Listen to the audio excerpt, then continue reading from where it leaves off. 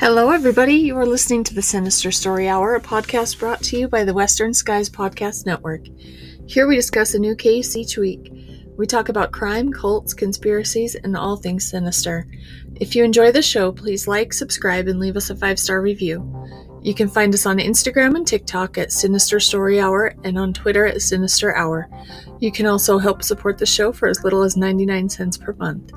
As always, thank you for listening, and let's jump in.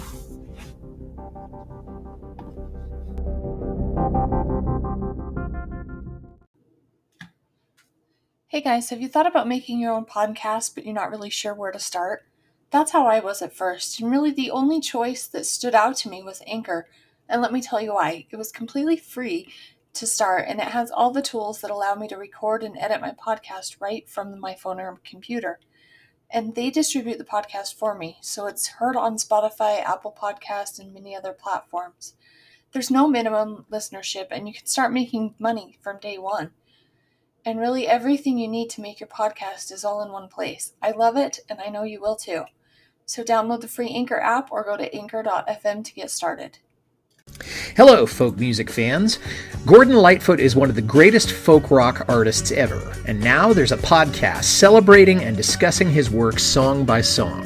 It's called Carefree Highway Revisited, and every episode, your host, that's me, Mike Messner, will examine one of Gordon's songs with the help of a special guest. So, if that's your cup of tea, why don't you follow us on Podbean, Spotify, iHeartRadio, or TuneIn? That's Carefree Highway Revisited.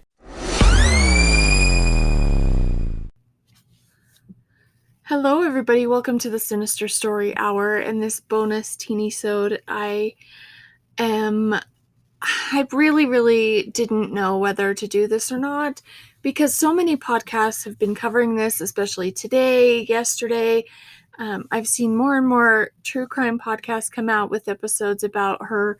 And you know what? This is happening in my home state, and this girl absolutely needs found, and it's worth sharing. So tonight I'm coming with a very special episode in hopes of finding Gaby Petito and in hopes of sharing that story so that the more people that are aware of her and her story, the more people there are that are watching for her, and the sooner we can get her home. So let's start out with the story. Gabby started her road trip with her boyfriend, Brian Laundrie, late June, early July, and they took off from New York, and they're documenting their travels as they go, just kind of a nomadic trip across the country, and they're going to all these beautiful places. They're sharing pictures on the Instagram, and she's just documenting the whole thing as they go. On August 12th, Gabby starts to share pictures of them in Arches National Park, and that day is being shared all over Facebook. Today, there was body cam footage that came out. That day, the police actually respond to a 911 call where there's body cam footage of a traffic stop. Now, in the video footage, Brian is seen going up to 45 miles an hour in a 15-mile-an-hour zone. He hits a curb, and then he's pulled over by the police. This video with the police is actually over an hour long. Gabby is crying the entire time, wiping tears. She tells him that they've been fighting all morning. They've just had a really rough morning. And she talks about having OCD and having anxiety, and talks about how he just hasn't made it any better, and she's just been really frustrated with him, that she basically blames herself for a lot of the problems, saying that she had a rough morning with her OCD. She'd been cleaning, and then she was telling him that she was very sorry for her behavior.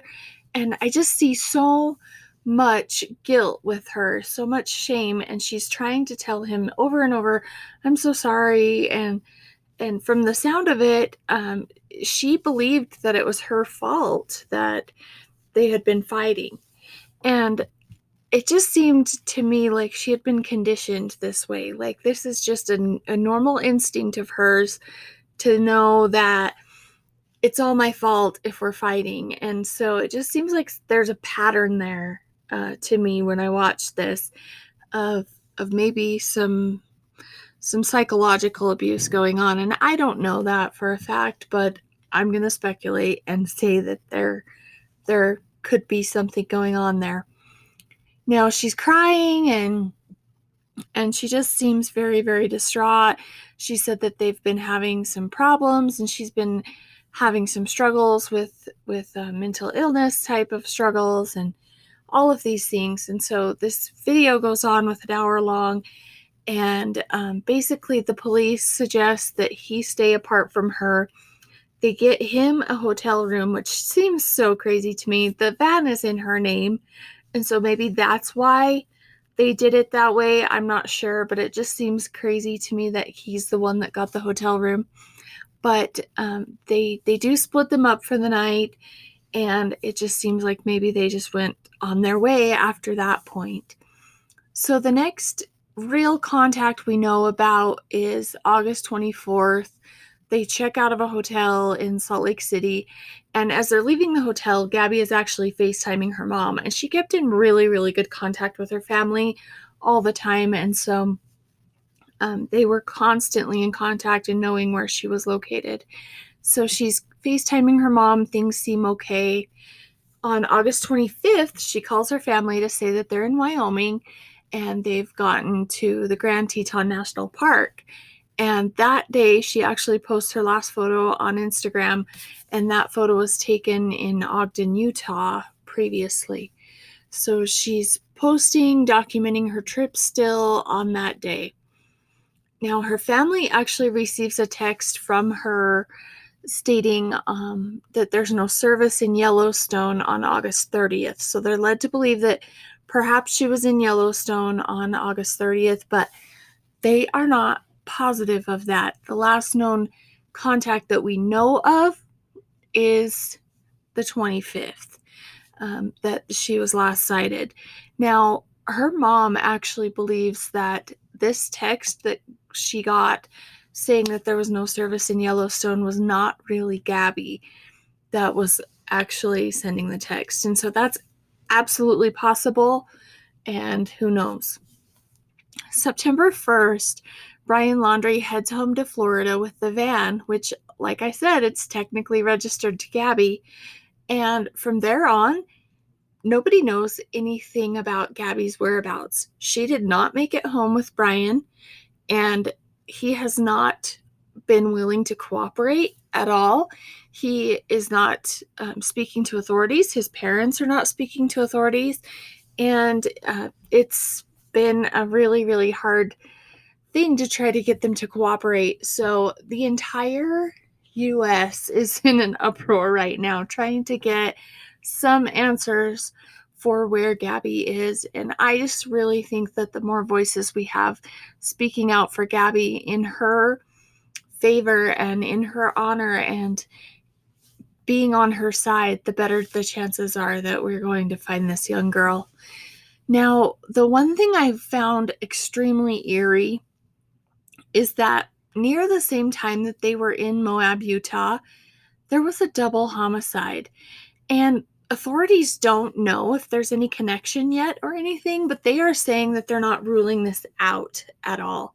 So Crystal Turner, who was 38, and Kylan Schulte, age 24, were actually last seen on August 13th at Woody's Tavern on Main Street in Moab.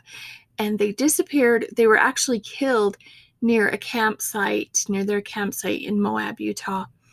And that is exactly the time frame that Gabby and Brian would have been near Moab, Utah. So, like I said, authorities do not know that there's a connection, so I'm not saying that there absolutely is, but it's definitely an eerie coincidence that it's worth them checking into. So at this point, please just go on social media. You can go hashtag Gaby Petito. You can find all kinds of hashtags right now. You can find it trending all over the place. Please share that. Please keep an eye out for this young girl. Who knows where she would be and what has happened to her. If she is in Wyoming, to all my fellow Wyoming residents, please keep an eye out for her. We know that I-80 can be such a busy place. Keep an eye out for her. She could be anywhere. Maybe she is still out there somewhere, so maybe we can get her home. So until then, we're praying for her safe return and thinking of her family. Certainly, I just feel horribly bad for her family having to deal with all of this right now. So as far as that goes, that is it for tonight, and we will update you with anything else that we get. As of 7:20 p.m. on September 16th, that's the update, and things are happening so fast in this case that every time you check the news, more things are coming out. They've now got the FBI working with them, and so hopefully more and more updates will keep coming. But here's praying to Gabby's safe return. So thank you all for listening, and I will see you soon on the Sinister Story Hour. Good night.